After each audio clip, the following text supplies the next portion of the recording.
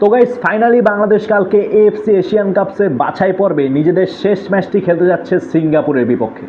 বাংলাদেশ এখন পর্যন্ত মোট 5টি ম্যাচ খেলেছে এবং 5টির মধ্যে 1 জয়, বিপরীতে 2 হার এবং 2টি ড্র নিয়ে বাংলাদেশের অবস্থান 3 নম্বরে এবং বাংলাদেশের পরের অবস্থান ইন্ডিয়ার।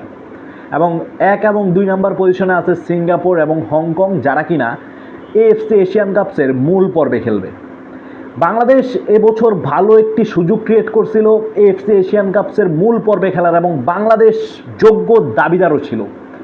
বাংলাদেশের কিছু ভুল, কিছু মিস্টেকের কারণেই মূলত বাংলাদেশ একটি ভালো সুযোগ হাতছাড়া করল। হংকংয়ের বিপক্ষে জেতা ম্যাচটা এখনও হয়তো সেটা নিয়ে আপনি আমি আফসোস করি। শুধু আপনি আমি না, হামজা চৌধুরীও গতকাল এক ইন্টারভিউতে বলেছেন হংকংয়ের বিপক্ষে সেই ম্যাচটা তাকে এখনও কষ্ট দেয়। যেই ম্যাচটা জিতলো হয়তো বাংলাদেশও খেলতো এএফসি এশিয়ান কাপসের মূল পর্বে, কিন্তু বাংলাদেশের যাত্রা কালকেই থামছে এএফসি এশিয়ান কাপসের সিঙ্গাপুরের বিপক্ষে নিজেদের শেষ ম্যাচটার মাধ্যমে। বাংলাদেশ একমাত্র দল হিসেবে যাকে পরাজিত করেছে সেটা হচ্ছে বাংলাদেশের বিগেস্ট রাইভেলরি বলতে পারেন ইন্ডিয়া, এবং সেটা ছিল ইন্ডিয়ার মাটিতেই। দুর্দান্ত একটা জয় ছিল। হামজা, শামিদ সোম, জায়ানদের মাধ্যমেই বাংলাদেশ প্রায় দীর্ঘ 26 কি 27 বছর পরে ইন্ডিয়ার বিপক্ষে ইন্ডিয়ার মাটিতেই তাদের প্রথম জয়ের দেখা পায়, যা ছিল ইতিহাস রচনাকারী একটি ঘটনা। যাই হোক, এখন কালকের ম্যাচে আসা যাক। বাংলাদেশ এএফসি এশিয়ান কাপসের মূল পর্বে না যেতে পারলেও কালকের ম্যাচের গুরুত্ব কোনো মতেই কমবে না বাংলাদেশের কাছে। বাংলাদেশ নিশ্চয়ই যাবে কালকের ম্যাচটি জিতে দৃঢ় আত্মবিশ্বাস নিয়েই বাড়িতে ফিরতে, এবং সেটা করতে হলে কোচ কাবরেরাকে তার স্ট্র্যাটেজিতে কিছু পরিবর্তন তো অবশ্যই আনতে হবে। কারণ তিনি যে স্ট্র্যাটেজিতে বাংলাদেশ দলকে সাজান অথবা প্লেইং 11 নির্বাচন করেন, অ্যানালিস্টদের মতে অনেকটাই ভুল হিসেবেই বারবারই প্রমাণিত হয়। এর কারণে আমার মনে হয় কালকে কাবরেরার শুরু থেকেই বাংলাদেশের সর্বোচ্চ শক্তিশালী স্কোয়াডটাকেই সিঙ্গাপুরের বিপক্ষে খেলানো উচিত। দেখেন, বাংলাদেশের সর্বোচ্চ শক্তিশালী স্কোয়াডটা যদি প্রথম হাফে সিঙ্গাপুরকে কোনো মতে গোল শূন্য রাখতে পারে অথবা নিজেরা যদি একটা লিড নিতে পারে, সেই ক্ষেত্রে সিঙ্গাপুরের সাথে বাংলাদেশের কালকে জয়ের একটি সম্ভাবনা আছে। তাছাড়া আপনি যদি সবসময় যে স্ট্র্যাটেজি ফলো করেন যে আপনি প্রথমে একটি টিম নামাবেন, আপনার দলের ইনফর্ম প্লেয়াররা থাকবেন না, পরবর্তীতে আপনি একটি বা দুটি গোল হজম করার পরে আপনি সেই প্লেয়ারদেরকে মাঠে নামাবেন, তখন তারা আপনাকে কামব্যাক এনে দিবে, এই জিনিসটা কিন্তু প্রত্যেক ম্যাচে হবে না। সেই ক্ষেত্রে আমার মতে কালকে প্লেইং 11-এ শুরু থেকেই যাদের থাকা উচিত তারা হচ্ছেন, গোলকিপারের কথা যদি বলেন সেই ক্ষেত্রে অবশ্যই মেহেদী হাসান শ্রাবণকে আমি রাখতে চাই।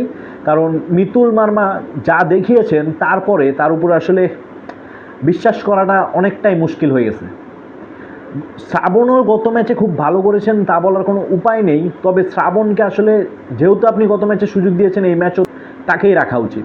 এবং তার পাশাপাশি যদি বলেন সাদকে নিয়ে অনেক সমালোচনা থাকলেও গত ম্যাচে তিনি ভালো পারফর্ম করেছেন এবং আশা করি পারফরমেন্সটা তিনি এই ম্যাচেও ধরে রাখবেন এবং এটাকে কন্টিনিউ করার ট্রাই করবেন।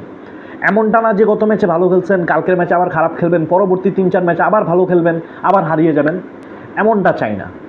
এবং তার সাথে বিশ্বনাথ ঘোষ, শাকিল আহাদ তপু, তারিক কাজী এবং জায়ান আহমেদ, দারুণ একটা কম্বিনেশন।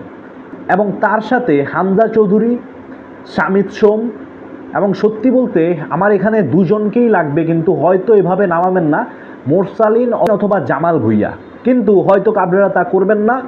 কাবরেরা হয়তো জামাল ভুঁইয়াকে প্রথম হাফে নামাবেন না, তিনি বরাবরের মতোই জামাল ভুঁইয়াকে সেকেন্ড হাফের জন্য রেখে দিবেন। এবং অনেক সময় এই জিনিসটা কার্যকরও হয়, কারণ আমরা বিগত ম্যাচগুলোতে দেখছি জামাল যখন সেকেন্ড হাফে নামেন তিনি অন্যান্যদের তুলনায় অনেকটাই গতিশীল থাকেন এবং ম্যাচের মোড় ঘোরাতে অনেকটাই কার্যকর ভূমিকা রাখেন। সেই ক্ষেত্রে এই পজিশনে মোরসালিনকে যদি খেলায়, পরবর্তীতে সাবস্টিটিউট হিসেবে জামালকে পরবর্তী সেকেন্ড হাফে নামাবেন, এমনটাই হয়তো পরিকল্পনা করতে পারেন কাবরেরা।